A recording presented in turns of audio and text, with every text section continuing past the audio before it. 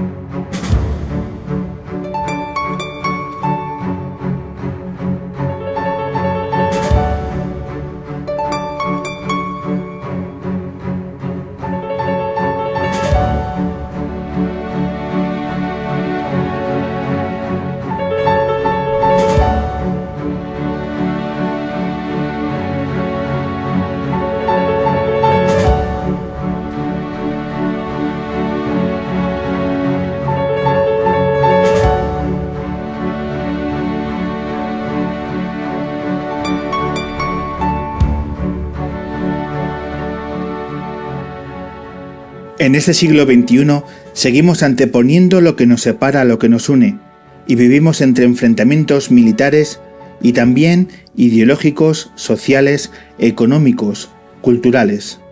En la guerra y en la paz, los fotoperiodistas nos acercan al otro, al diferente, a su dolor y su alegría, a sus maldades y sus bondades, y en suma, a su vivir cada día, que queramos o no, se entrelaza con el nuestro. Tantas veces su tragedia tiene que ver con nuestros privilegios. Reflejando la muerte, reflejan la vida. Caminan por esa fina línea que los separa cuando se instala el caos y el horror. Nos regalan fotografías conmovedoras, sensibles, certeras. Expresión justa, tierna, revulsiva, metafórica, que fuerza a recuperar el espacio crítico perdido en esta sociedad de pasarela y de pensamiento único que no se hace preguntas. Rosa María Calaf.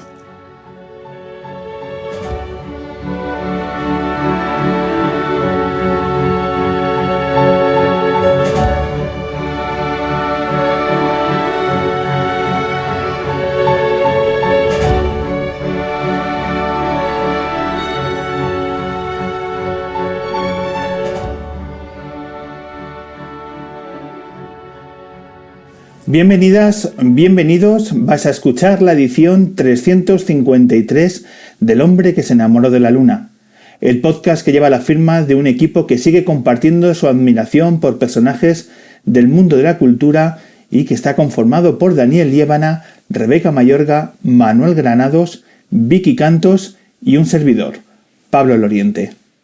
El Hombre Luna ya sabes que lo puedes escuchar en Cuonda y en el resto de plataformas habituales de podcast como iVoox, Spotify, iTunes, Spreaker, etc. Así como también nos puedes seguir en las redes sociales, en Twitter, Instagram y Facebook. Llevábamos mucho tiempo intentándolo y al final lo hemos logrado. Por culpa del COVID, sus habituales viajes por todo el mundo están esperando a que la pandemia escampe, por lo que la oportunidad de que uno de los mejores fotoperiodistas de este país aterrizase en la luna es ya una realidad. Nuestro protagonista lleva toda una vida mostrando desde primera línea la realidad de las guerras con su cámara de fotos, dejando siempre claro que hay cosas que no se negocian, como son su forma de entender el periodismo y las relaciones humanas. Recibimos al Premio Nacional de Fotografía. Visita la luna el periodista Gervasio Sánchez. No me gusta para nada cuando me ponen al lado de mí la categoría de periodista corresponsal de guerra o enviado especial de guerra o no sé qué rollo de guerra, fotógrafo de guerra. Tampoco me gusta que me pongan comprometido. No me gusta. Yo no soy un fotógrafo comprometido. No soy un periodista comprometido. Yo soy un periodista. Para mí el periodismo es compromiso. O estás en este trabajo por compromiso o hay alternativas laborales muy majas, ¿eh? Te vas a otra cosa, te dedicas a cualquier otro tipo de actividad. Pero si estás en el periodismo es por compromiso.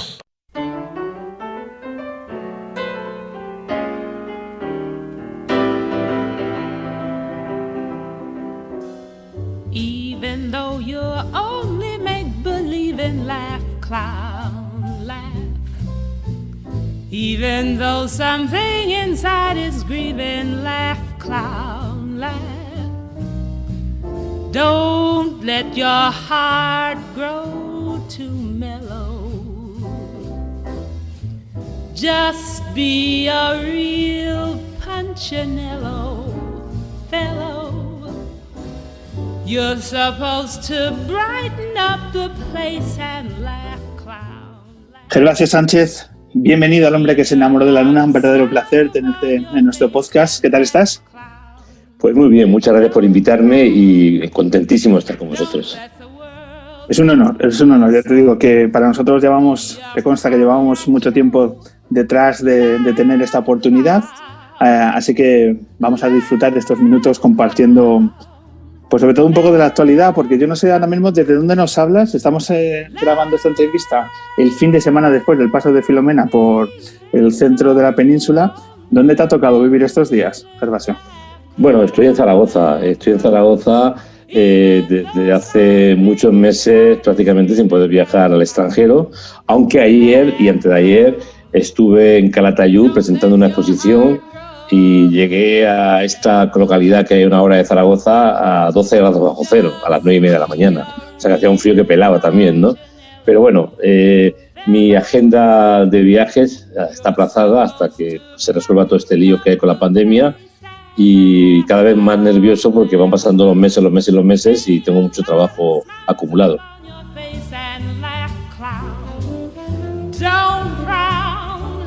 Don't let the world know your sorrow.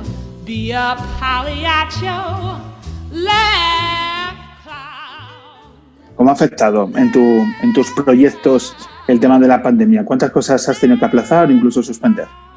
Ha sido muy duro porque me ha tocado en un año que era el inicio de un proyecto que quería presentar en octubre del 2022, que se llama Vidas Minadas 25 años, o sea, protagonistas de un proyecto que empecé hace más de un cuarto de siglo, a los que tenía que visitar durante este año pasado y este actual, 2020-2021, con la intención del año que viene presentar una revisión de sus vidas, una actualización de sus vidas en este proyecto, ¿no? Y el año pasado, 2020, tuve que suspender desde marzo 6 viajes a Afganistán, a Irak, a Camboya, a Angola, a Colombia y a Bosnia. Y este año, cuya intención preliminar era pasar las Navidades en Camboya y luego hacer viajes en enero, febrero, marzo, abril, mayo, junio y julio, pues todavía no tengo ni un solo viaje en la agenda porque no se puede hacer ningún tipo de planes por el momento, ¿no? Entiendo que será algo absolutamente excepcional en tu vida, el hecho de estar tanto tiempo sin salir de España. Mira, mi último viaje al extranjero fue en enero. Estuve en Sarajevo, en Bosnia, rodando un documental que queríamos presentar a final de este año, y en febrero que volvimos de nuevo para completarlo. Desde febrero, desde más o menos el 15 de febrero, no he vuelto a viajar a ninguna parte. Si llegamos al 15 de febrero de este año, o sea, dentro de un mes, hará un año que no viajo a ninguna parte. Posiblemente no me ha ocurrido nada parecido desde que soy mayor de edad, desde los 18 a los 20 años, ¿no? Lo cual da una idea clara de cómo ha impactado la pandemia en mi vida personal. Don't frown. Trouble cannot last forever. Por otra parte, también me ha venido bien quedarme en casa porque necesitaba descansar, ordenar cosas, he leído mucho, he trabajado durante 3 meses, los 3 meses del estado de alarma trabajé cubriendo la pandemia en Aragón, entrando en residencia, yendo a tanatorios, viendo a gente morir y viendo además el impacto de la pandemia al lado de mi casa, ¿no? Algo que no hacía nunca. Yo nunca había trabajado en España de una manera tan regular y durante 3 meses estuve trabajando en la pandemia.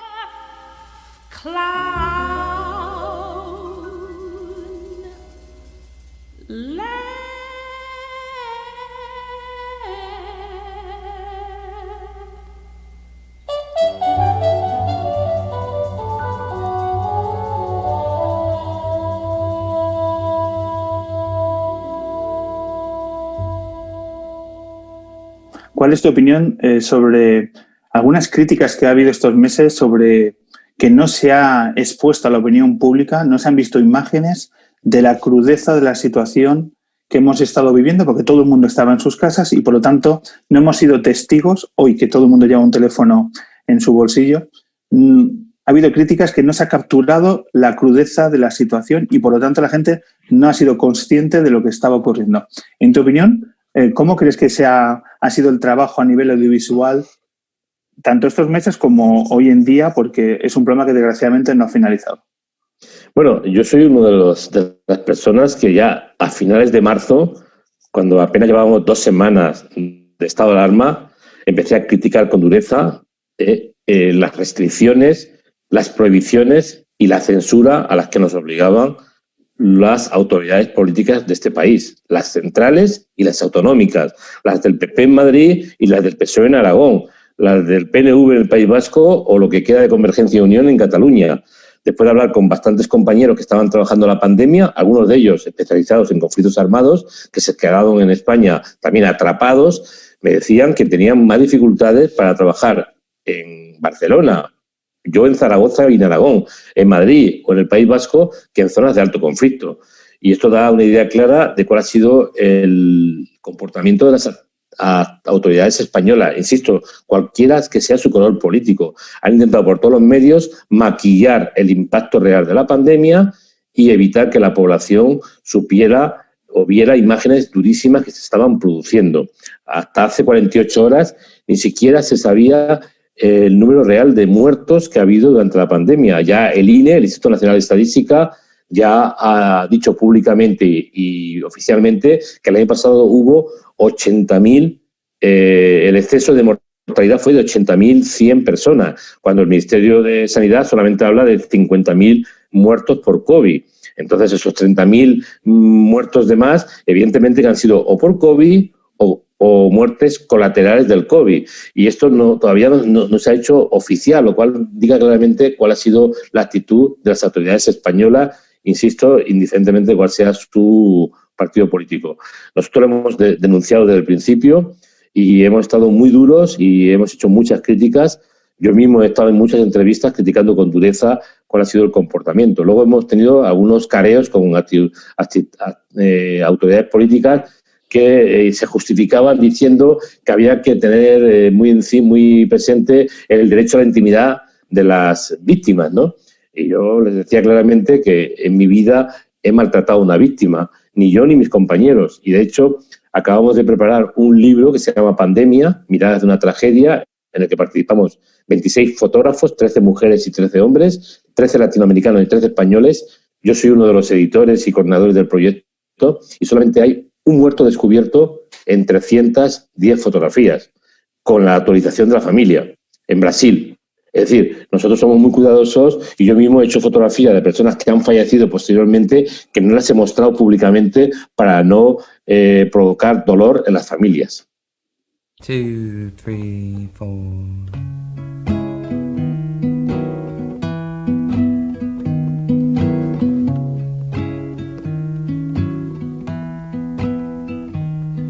The Shankill butcher's right tonight. You better shut your window. Gervasio, ¿cómo censura en estos días un político en nuestro país vuestro trabajo? Prohibiendo, prohibiciones de entrar en los lugares donde la pandemia, los lugares sensibles de la pandemia, en donde se producía la letalidad de la pandemia, es decir, residencias, hospitales y tanatorios. Yo fui uno de los primeros que entró en un tanatorio para ver cómo se estaba librando la batalla para enterrar e incinerar a los muertos por COVID en Zaragoza. Conseguí que el Ayuntamiento de Zaragoza me permitiera entrar en el tanatorio público.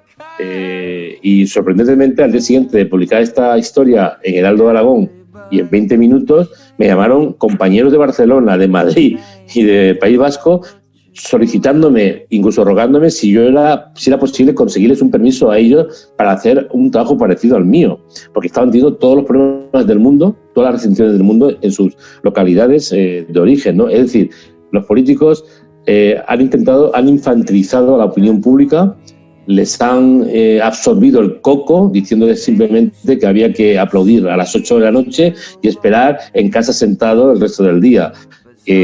Error, craso error, porque si hubieran mostrado el impacto real de la pandemia sin necesidad de mostrar a ancianos muertos, ni mucho menos, ni rostros de gente sufriente, sino mostrar la tensión que había en las UBIs o en las residencias, con imágenes hechas por profesionales que sabemos trabajar en este tipo de lugares, posiblemente en la segunda y tercera oleada la gente se lo había tomado mucho más en serio, no como ha ocurrido, que hay mucha gente negacionista o gente joven que se creen que esto es un virus que no les va a afectar, cuando el impacto de este virus y la mortalidad de este virus y la peligrosidad de este virus es extremadamente brutal, ¿no?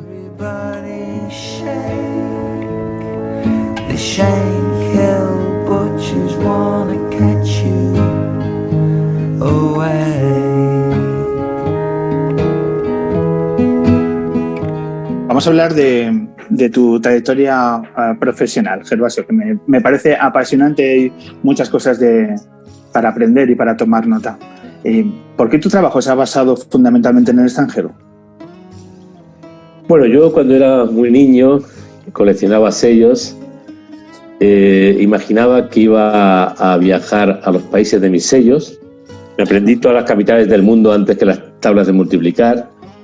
Y creo que desde pequeñito quería hacer eso, viajar a los países, de los múltiples países de mis sellos, ¿no?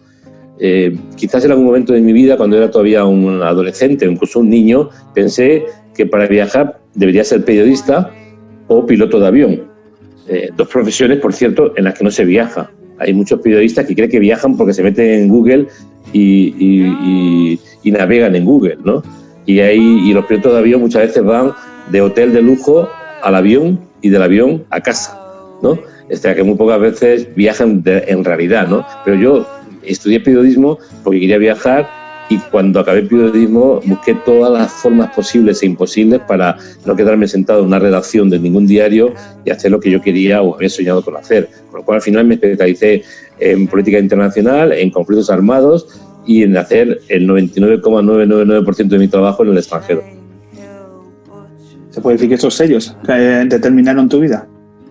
Sí, además esta colección original que empezó en Barcelona cuando yo tenía 9 años, cuando a un compañero de mi padre, compañero de trabajo de mi padre, le entregó un álbum lleno de sellos y que él me regaló a mí, porque yo era el mayor de los hermanos, ¿no? Y en donde empecé a descubrir sellos de China, de los Emiratos Árabes, de Perú, aún más te diré, me regaló una serie de Mao Zedong de China, que cuando viajé por China en 1987-1988 durante 3 meses, donde hay una gran afición a los sellos, supe que esa serie de 4 sellos de Mao Zedong era la serie más cara que había en China. O sea, que aquel hombre no solamente me regaló una serie de sellos, sino que me dio un pequeño capital, aunque yo en ese momento no lo vi.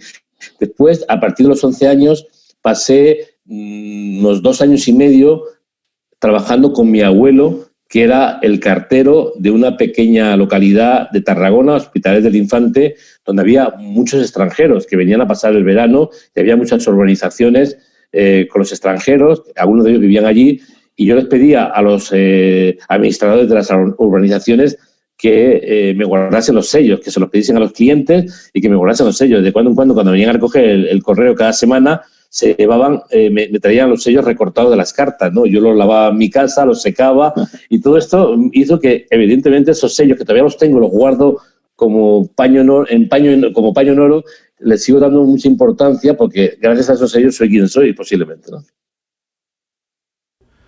The sky's as deep as it can be. Bend down the branches. Close your eyes and you will see. Bend down the branches. You're like a willow. Once you are gold. We're made for bending. Even beauty gets old. Climb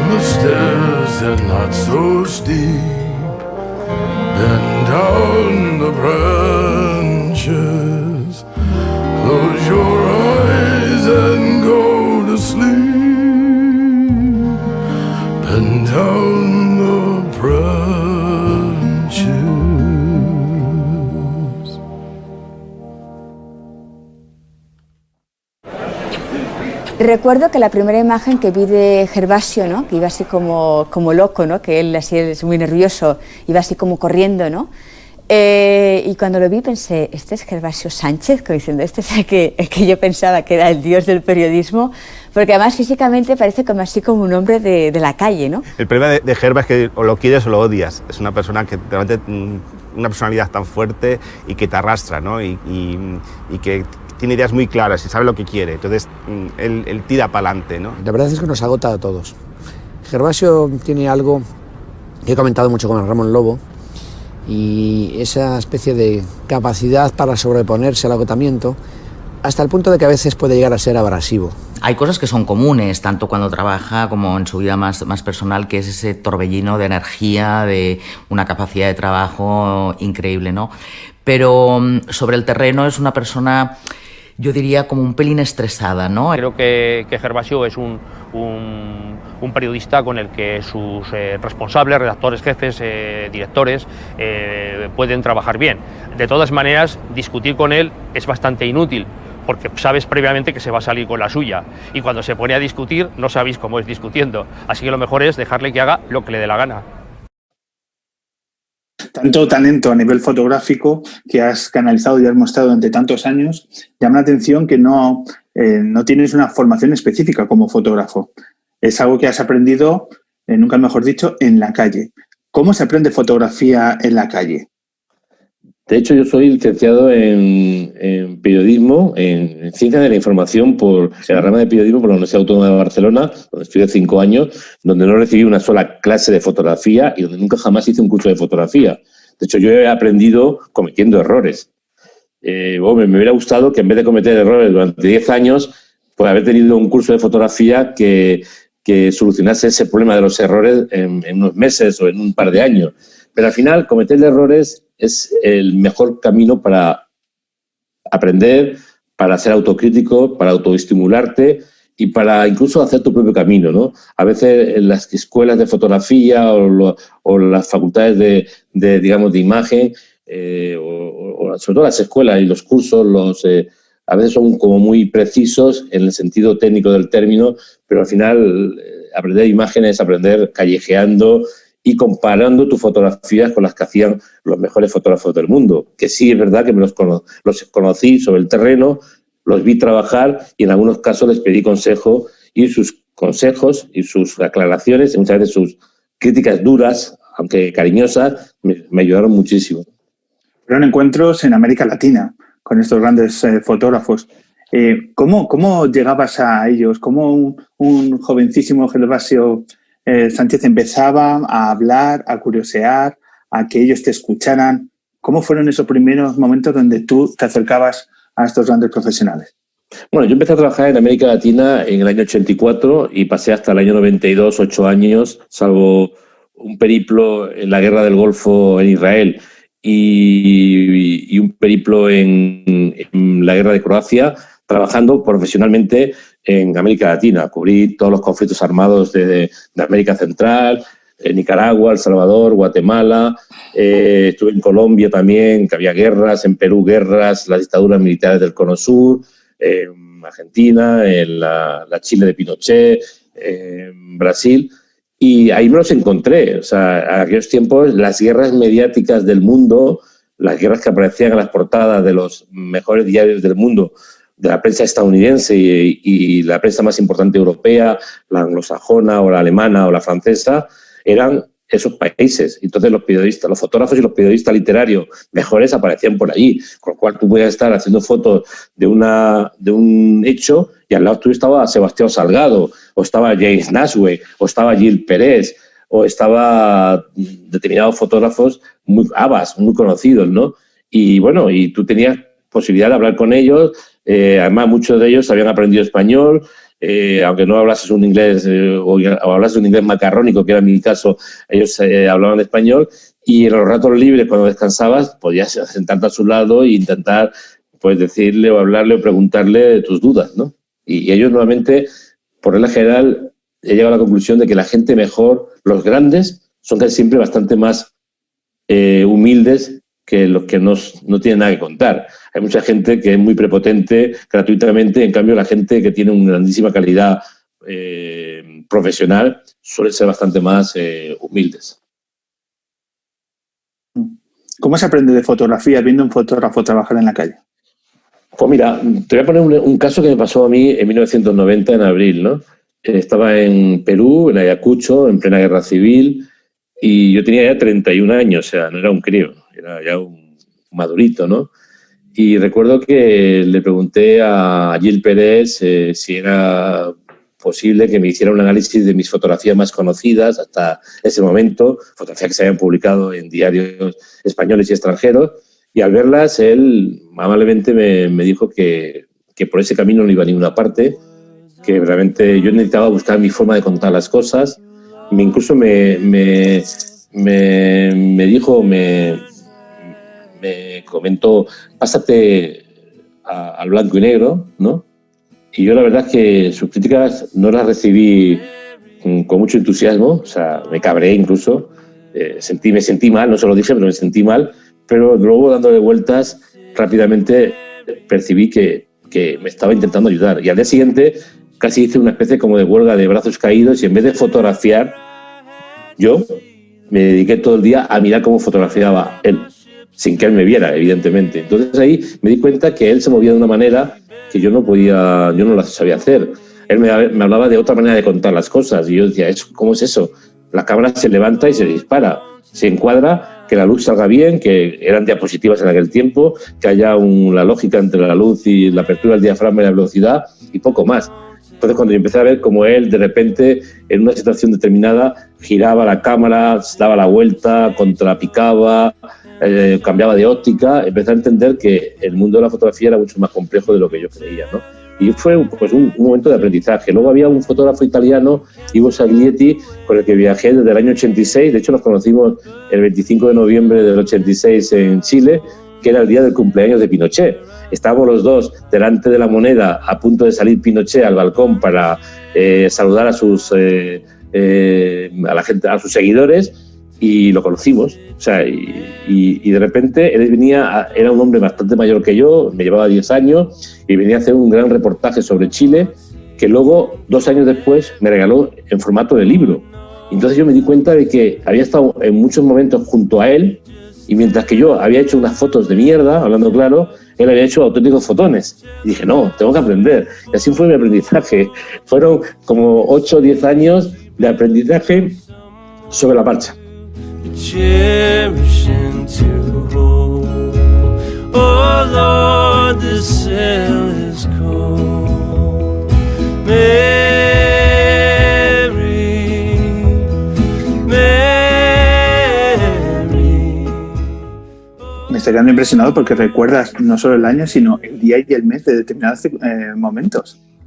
Sí, tengo bastante buena memoria y fíjate, estos días últimos hay una profesora universitaria que está haciendo una tesis doctoral sobre mi trabajo y se ha venido bastantes días a mi casa y se quedaba alucinada cuando empezaba a preguntarme año por año, desde los 80 hasta hoy, y yo le iba diciendo tal fecha, tal sitio, tal sitio, y hubo un momento en que tuve unas dudas porque me quedaba un par de viajes, no sabía qué estaba haciendo en ese momento y dije, tranquila.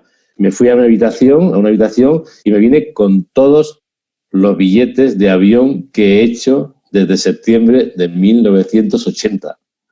Le dije, aquí tienes 40 años de viajes míos, todos los viajes. ¿Qué viaje, de qué quieres que hablemos? ¿De qué día, de qué mes del año tal? Pues espérate, lo buscaba y le decía, mira, este viaje empezó tal día y acabó tal día. Y me costó el billete tantas pesetas. O sea, el sueño de ella, pero ¿cómo tienes ordenado y clasificado tal cantidad de información? Me preguntaba estos días, por ejemplo, de tu propio archivo fotográfico, ¿cómo abordas la organización? ¿En qué formato lo tienes? Incluso ¿cuántas fotografías tienes y cómo las conservas? Bueno, ordenado, esto es importante. Hay que ser ordenado. Cosa que, sinceramente, conozco muchos amigos periodistas y fotógrafos que son muy buenos, grandes personas, pero el tema del orden lo tienen un poco olvidado, ¿no? Hay que ser muy ordenado.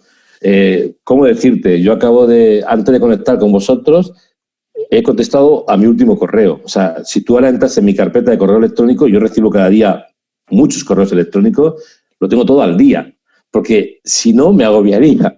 Si no contesto los correos de hoy, los tengo que contestar mañana, y mañana tengo el doble, y si no, pasado y el triple. Total, que yo soy muy dado a contestar rápidamente y a quitarme los líos de encima lo antes posible. Luego también es verdad que he ordenado siempre mi trabajo y yo no he maltratado las cámaras disparando sin parar.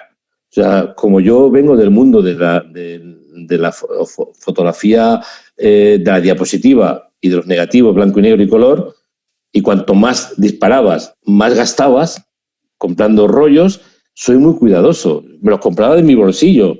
Y yo no era aquello de que empiezas a disparar, acababan 36 disparos y había que cambiar el rollo. Y cuanto más rollos ponías a la cámara en una cobertura, más dinero te habías gastado. Luego tenías que hacer los revelados, tenías que pagar los revelados. O sea, que yo vengo del mundo de la fotografía analógica, que nos ha educado mucho a tener cuidado con el dedito, ¿no?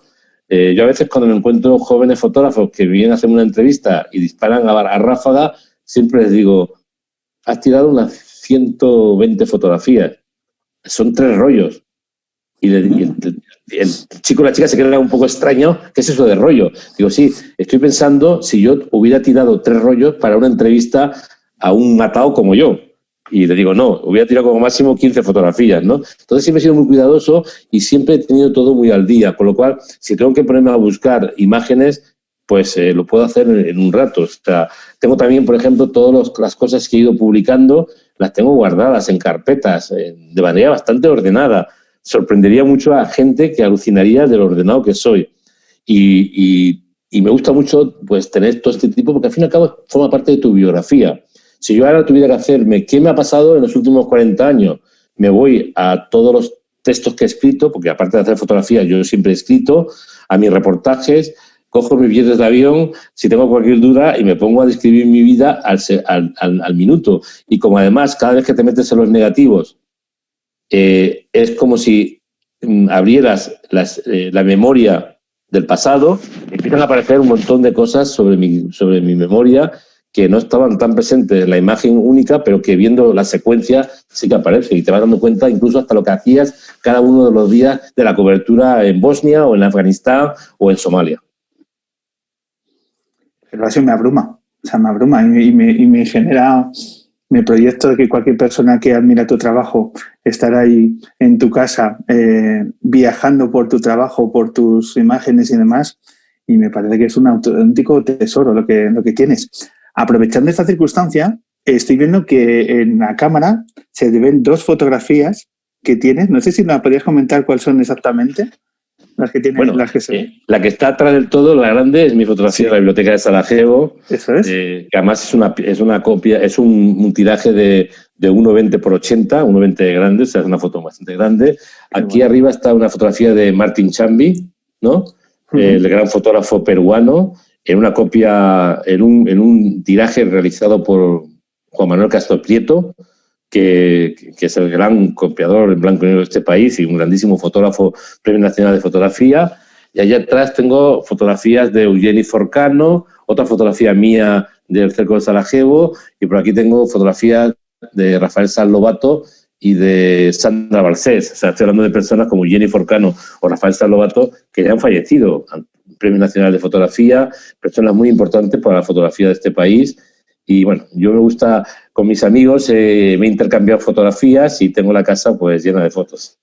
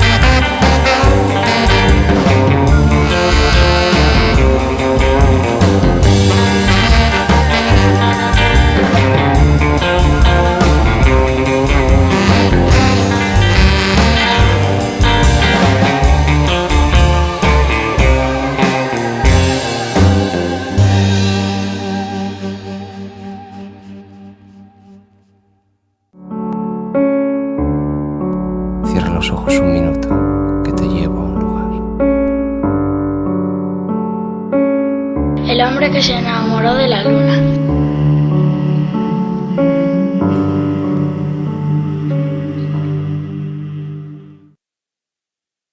Yo lo conocí prácticamente desde que llegó a la redacción de Heraldo.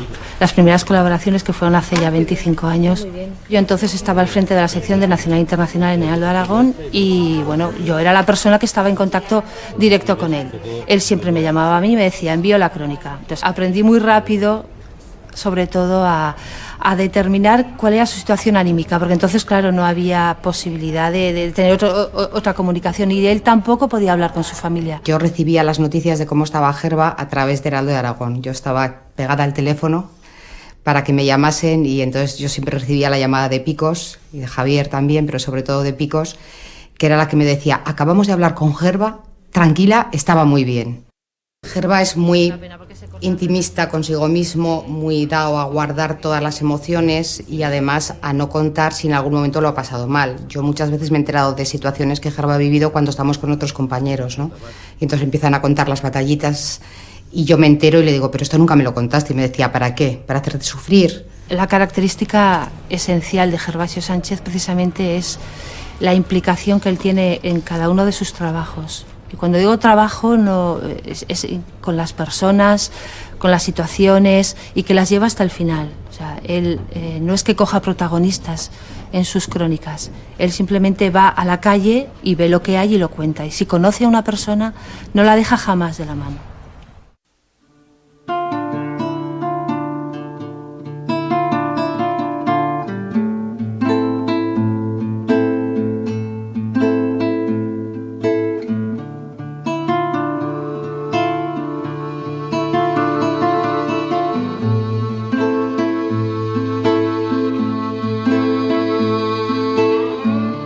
Inaniel, miel leilani, Inaniel. Estamos hablando estamos viendo la fotografía de la Biblioteca de Sarajevo. ¿Es una de las fotografías que más te han marcado, que han hecho un punto de inflexión en tu carrera profesional? Bueno, es una fotografía que gusta siempre porque simboliza, digamos, el desastre de una guerra, ¿no? Cuando las guerras empiezan, la destrucción física y psíquica está garantizada y en este caso la Biblioteca de Sarajevo era el lugar de encuentro entre todas las culturas, las religiones de los Balcanes, ¿no? Y por eso se destruyó. Era el lugar de encuentro de culturas de las diferentes comunidades y los radicales que querían acabar con la multiculturalidad de Bosnia la destruyeron con bombas incendiarias. Yo no estaba presente el día que fue destruida, pero llegué unos días después y siempre que estaba en Sarajevo entraba a la biblioteca a visitarla porque era un sitio muy simbólico y por otra parte el lugar ideal para esconderte si caían bombas en la zona porque te protegía. Si hacía mucho frío se estaba más caliente, si hacía mucho calor se estaba más fresquito. Y un día que entré en julio del año 1993, mi sorpresa mayúscula fue que había una luz muy impresionante y en un momento determinado, después de haber errado la exposición porque me equivoqué de asa, porque mi fotómetro manual me lo habían roto en un asalto que había sufrido unas semanas después, en el que me quitaron todas mis cámaras, aunque luego recuperé una parte de mi equipo, conseguí, regresando de nuevo a la biblioteca, tras darme cuenta de que había errado la exposición, hacer la fotografía atravesada por una de luz que sigue siendo una de mis fotografías más simbólicas, que me ha dado muchas alegrías económicas, que cada vez que quieren algún museo o algún coleccionista quiere una fotografía mía me la pide y que espero que se convierta un poco en una fotografía para patentar mi jubilación. Miel leilani, Inaniel, miel leilani, Inaniel, miel leilani, Inaniel. ¿Qué otras fotografías te gustaría subrayar, destacar para aquellas personas que se empiezan a acercar a tu obra y quizás ya han hecho un primer recorrido ¿qué otras fotografías habitan en tu memoria diciendo, pues mira, quizás estas no han tenido el impacto de otras, pero merecen tanto valor y tiene para ti un significado especial? Mira, cuando yo empecé a trabajar en el cerco de Sarajevo en junio del 92, hacía poco, después de esa conversación con Gil Pérez en Perú, que había tomado la decisión de hacer color, que era lo que vendía, y cuando pudiese, en cada cobertura, dedicarme a hacer blanco y negro, con otra cámara, sin motor, en el que iba cargando películas en blanco y negro y que hacía de cuando en cuando algún disparo. Mientras que el color mostraba lo más rutinario de la guerra, que son los muertos, los heridos, los bombardeos, los cementerios, los heridos en los hospitales, la gente corriendo, el blanco y negro mostraba la vida de los supervivientes.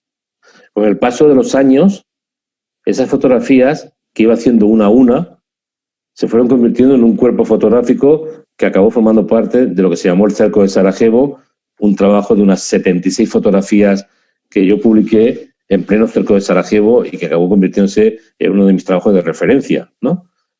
El año pasado estuve en Sarajevo con los protagonistas infantiles de las fotografías que hice en el 92, 93 y 94 en Sarajevo. Esos niños que tenían de 5 a 15 años durante la guerra aparecían en este documental entre 33 y 43 años, para que la gente se dé cuenta de la importancia que tiene hacer un trabajo potente, un trabajo en búsqueda de imágenes que tienen que ser importantes. Evidentemente, luego hay otros trabajos como Vidas Minadas, que llevo 25 años trabajando en ese proyecto, con mutilados por las minas, desaparecidos, que tardé 13 años en hacerlo y que sigo trabajando en desaparecidos en España, y otros trabajos grandes que yo he realizado durante muchísimos años.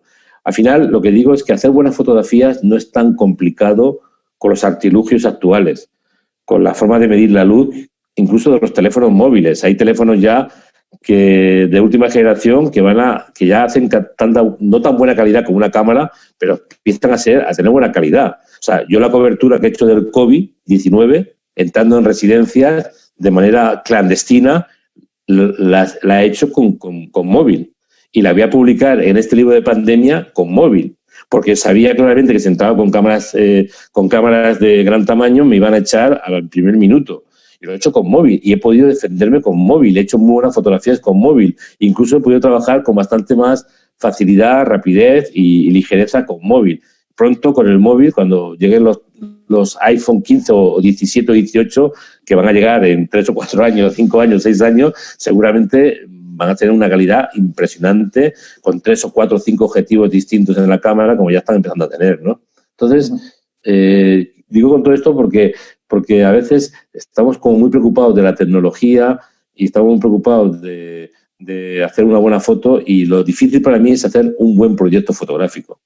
Cómo relatas una historia desde una primera fotografía hasta una última, haciendo un escalonado de imágenes de manera ordenada para que la gente lo entienda a miles de kilómetros.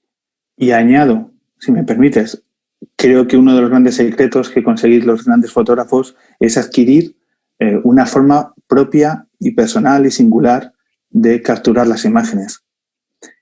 ¿Hay algún secreto para alcanzar ese elemento diferencial? ¿Cómo se construye un lenguaje propio a la hora de capturar fotografías? El secreto está en trabajar, trabajar y trabajar. Todos los días, todas las horas. Segundo, el secreto está en ser autocrítico. Aceptar las críticas, pues con todo el dolor del alma, pero aceptarlas. Y ser muy autocrítico. Ser lo menos ombliguista posible. Los seres humanos tenemos tendencia a mirarnos el ombligo. Y los artistas nos miramos 3 veces el ombligo. O se miran 3 veces el ombligo.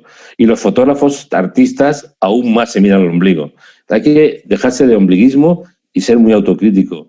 Y, evidentemente, saber qué vas a hacer, cómo lo vas a hacer, y si puedes imprimirle a tu trabajo un sello personal, mucho mejor, que no es nada fácil, ¿no?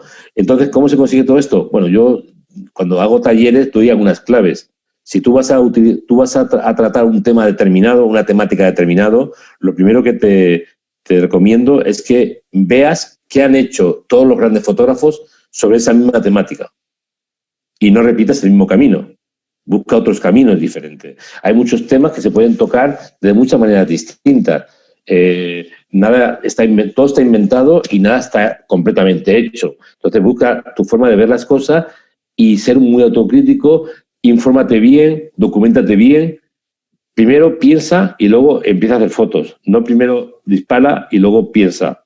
A veces los fotógrafos primero disparan y luego piensan. Aunque a veces hay que primero disparar y luego pensar, evidentemente, porque si no desaparece la historia delante de tus narices, ¿no? Pero en los proyectos hay que pensar mucho tiempo cómo lo quiero hacer. Y una vez que lo has decidido, hacerlo con todas las consecuencias y en el tiempo real que necesitas. Y no dejarte influir por las presiones de los medios o las presiones de los que pagan los proyectos, que siempre quieren las cosas corriendo y mañana si es mejor que pasado.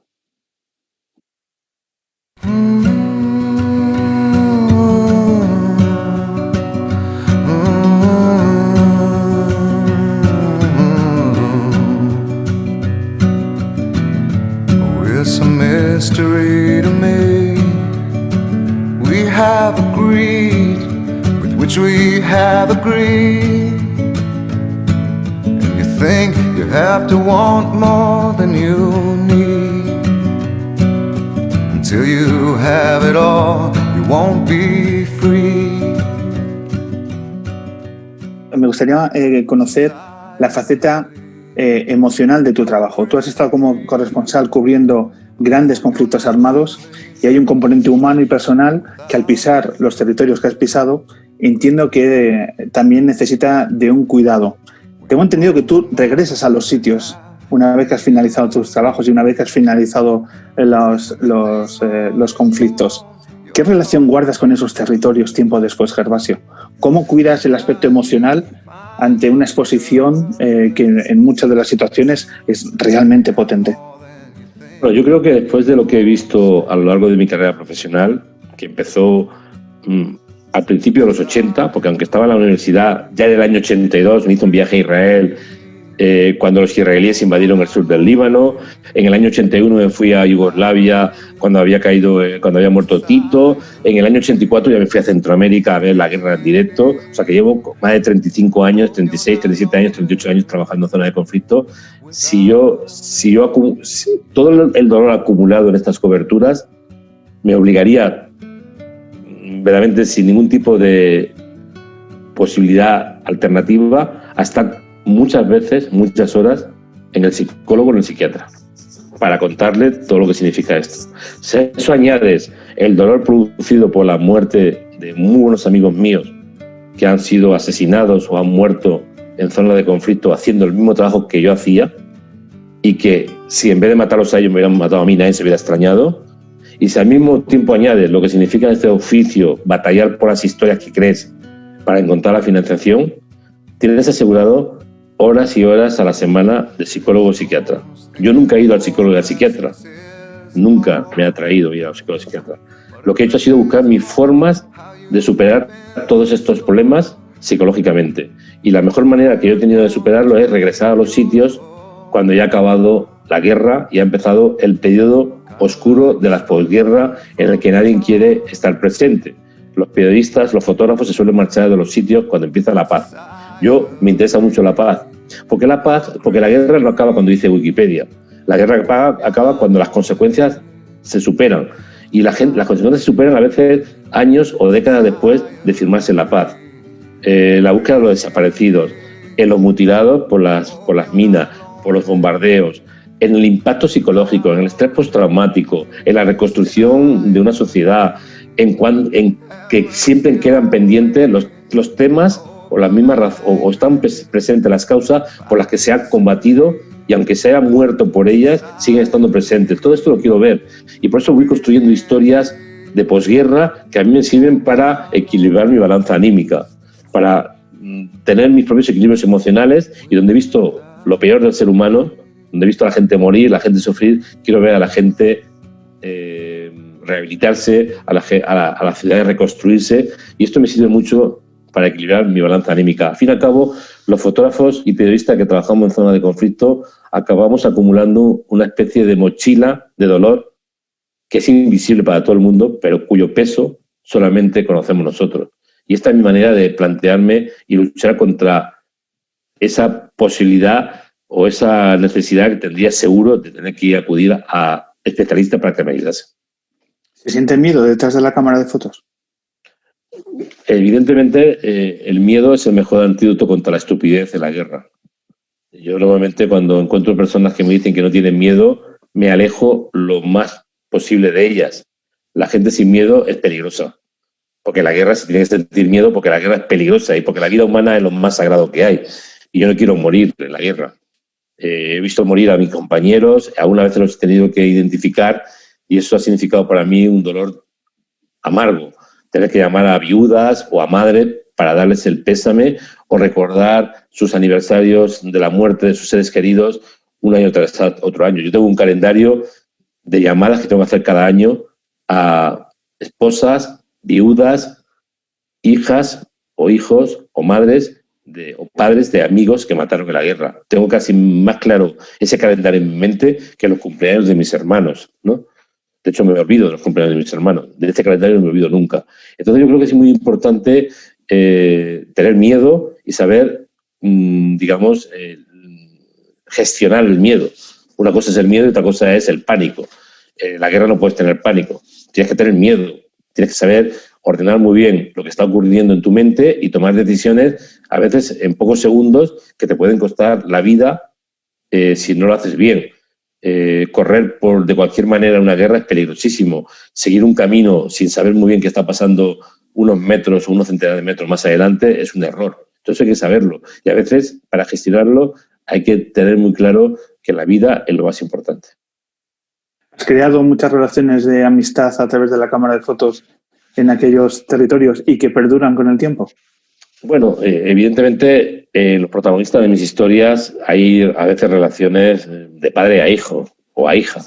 Los protagonistas de Vidas Eliminadas que tenían 13 años cuando yo los conocí, Adis en Sarajevo, Sofía en Mozambique, Sokien en Camboya, que eran 3 niños cuando yo los conocí, Mónica, Paola en Bogotá, que tenía 9 años cuando yo la conocí ciega por culpa de una mina, pues con ellos me sigo, digamos, mantengo la relación no diaria, pero a menudo a través del WhatsApp. Casi todos tienen WhatsApp, con lo cual cuando pasa cualquier cosa en sus vidas me avisan, ¿no? Y los voy a ver. Luego también historias que he conocido con personas adultas que me han merecido un gran respeto. En este mundo en que vivimos y en mi especialidad como periodista he conocido a gente muy famosa y gente muy poderosa, pero muy poca gente me ha impresionado. La mayor parte de los políticos me han decepcionado, por no decir todos. E incluso artistas, grandes artistas, futbolistas, escritores, actores, directores. Bueno, pues lo he conocido, unos me han caído mejor, otros peor. Casi siempre se me cae rápidamente la buena imagen que pueda tener cualquier persona, porque los humanos somos como somos, humanos y limitados en nuestra capacidad de producir emociones, ¿no? En cambio, en la guerra acabas estableciendo relaciones con compañeros y compañeras muy estrechas, porque has vivido momentos muy duros, muy peligrosos, y eso te permite de alguna forma mantener una relación, aunque pasen años. Yo tengo amigos que a veces puedo tardar 5, 6, 7, 8 años en verlos físicamente, pero que si tuviese tal problema, lo llamaría y sé que estaría al otro lado del teléfono esperando y ayudándome. Entonces, con total seguridad. Y no son muchos, pero tampoco son pocos. Un par de preguntas, no te quitamos más tiempo, Gervasio. En el podcast anterior estuvimos hablando con Almudena Ariza, corresponsal de Televisión Española, y estuvimos hablando, bueno, pues sobre la situación de los periodistas que están ahora mismo en diferentes corresponsalías y, bueno, su situación. Bueno, pues los medios con los que trabajan y finalmente cómo se les respeta el trabajo y demás. Preguntándola acerca de qué medios ella, bajo su opinión, cuidan de una forma especial el trabajo de la información internacional, ella hablaba del New York Times como un referente claro de que se les otorga todos los medios y todo el tiempo posible a los periodistas para hacer trabajos que no se ven en otros medios de comunicación. En tu caso, a nivel de fotografía, ¿qué publicaciones destacarías que tienen un nivel por encima de la media y que deberíamos destacar cómo están defendiendo el trabajo de los fotoperiodistas actualmente? Bueno, yo creo que el fotoperiodismo siempre ha sido el pariente pobre del periodismo y en los medios en general siempre se ha maltratado la fotografía. incluidos los medios más importantes. O sea, el propio New York Times, que hoy día sigue siendo una de las grandes biblias del periodismo, dedica más tiempo y más dinero al periodismo literario que al periodismo fotográfico. A un periodista que está investigando una historia no le va a coartar el número de días, ni de semanas, ni de meses para investigar, y en cambio luego le va a dar al fotógrafo muy pocos días para hacer una cobertura. Esto ha ido pasando por cuestiones de, digamos, de limitaciones económicas, ¿no? Ya pasan todos los medios, en algunos de manera vergonzosa. Saber lo que pagan los medios españoles por la fotografía es un escándalo, un escándalo. Da igual qué medio me digas y te diré que da vergüenza ajena. Es muy difícil. ¿Cuánto es, Gervasio, la retribución que se hace, más o menos? Son tan vergonzosas que darían para hacer un escándalo. Al final tienes que trabajar, pues yo, por ejemplo, mis proyectos ya no los financio con la prensa. De hecho, nunca los he financiado. He buscado estrategias distintas, por ejemplo, Vidas Minadas con DKV Seguros, que es una empresa de seguros cuyos digamos, jefes, cuyos responsables tienen sensibilidad social y me han ayudado en este proyecto desde el principio y hemos pasado mucho tiempo trabajando. Ellos tienen sus negocios, tienen sus cosas, pero a mí me financian un proyecto y yo no se meten en mi terreno, que es así, y por eso puedo trabajar. O con la financiación, el último proyecto que he hecho de la Generalitat de Cataluña, en el que gracias al dinero de la Generalitat de Cataluña, de un proyecto que hemos hecho con una ONG, he podido ir a Honduras y Guatemala a entrevistar a activistas de derechos humanos y ambientalistas que los pueden matar mañana mismo.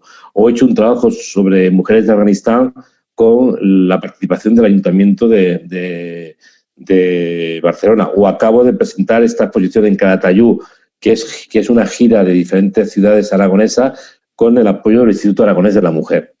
Al final, en la prensa lo que hago es publicar el paquete ya hecho cuando a mí me interesa. Voy a presentar un libro el martes, pues el domingo busco un dominical para hacer una especie de prepublicación. Y de hecho es como llego al gran público. Cuando hace 10 años lo que hacía era pactar con ese medio un acuerdo económico para que ellos fueran los que tuviesen la posibilidad de publicar en exclusiva el gran reportaje a cambio de dinero. Hoy día cada vez esto es más complicado. Por eso te digo que la situación en la prensa es un desastre y vamos camino de un mayor desastre después de la pandemia y de la crisis que se está produciendo en la prensa en general, especialmente en España. Última pregunta, Gervasio. Cuando todo esto acabe, cuando la pandemia empiece ya a ser parte del pasado de nuestras vidas, ¿cuál va a ser el primer destino que te gustaría viajar? El primer destino puede ser Colombia, Afganistán, Irak, Angola, Camboya, Bosnia, El Salvador. Son países que tengo que ir. Tenía que haber ido ya este año pasado y en los principios de este año, obligatoriamente. Mozambique, porque son países donde están los protagonistas de este trabajo que estoy haciendo. Eso por un lado. Luego tengo otro proyecto bastante grande sobre la memoria europea, que en los últimos años he viajado mucho por Europa haciendo un trabajo del que no quiero hablar todavía para no levantar la liebre. Y luego tengo un proyecto a largo plazo sobre los desaparecidos en España, que llevo trabajando desde el 2008, asistiendo a sumaciones de fosas comunes de la Guerra Civil Española y del franquismo y de otras cosas. O sea, mi cabeza siempre está repleta de proyectos y de ideas para realizar. Y luego, con una agencia de viajes que se llama VID, de Travel Brand, el antiguo Viajes de Barcelona, estamos haciendo viajes de autor a los que hago yo un itinerario en los Balcanes y me llevo a 20 viajeros y viajeras, más que turistas, para que comprendan mejor, mientras que vamos a hoteles buenísimos, comemos muy bien y nos divertimos mucho en los Balcanes, para que comprendan mejor qué pasó allí durante las guerras, les llevo a los escenarios reales de las guerras. O nos vamos a Guatemala y hacemos un viaje por Guatemala, la Guatemala del color y también la Guatemala del dolor. Entonces, como ves, tengo la cabeza llena de planes.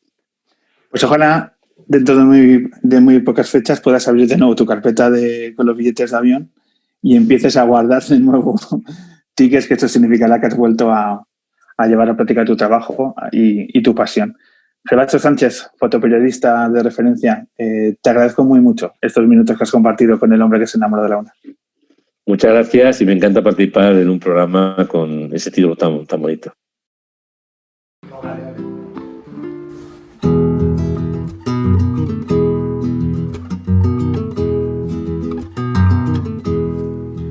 Soledad, aquí están mis credenciales. Vengo llamando a tu puerta desde hace un tiempo. Creo que pasaremos juntos temporales. Propongo que tú y yo nos vayamos conociendo. Aquí estoy, te traigo mis cicatrices, palabras sobre papel pentagramado. No te fijes mucho en lo que dicen. Encontrarás en cada cosa que he callado. Ya pasó, ya he dejado que se empañe la ilusión de que vivir es indoloro. Qué raro que seas tú quien me acompañe, soledad, a mí que nunca supe bien cómo estar solo. Soledad, aquí están mis credenciales. Vengo llamando a tu puerta desde hace un tiempo. Creo que pasaremos juntos temporales. Propongo que tú y yo nos vayamos conociendo. Ya pasó, ya he dejado que se empañe la ilusión de que vivir es indoloro. Qué raro que seas tú quien me acompañe, soledad, a mí que nunca supe bien cómo estar solo. Qué raro que seas tú quien me acompañe, soledad, a mí que nunca supe bien cómo estar solo.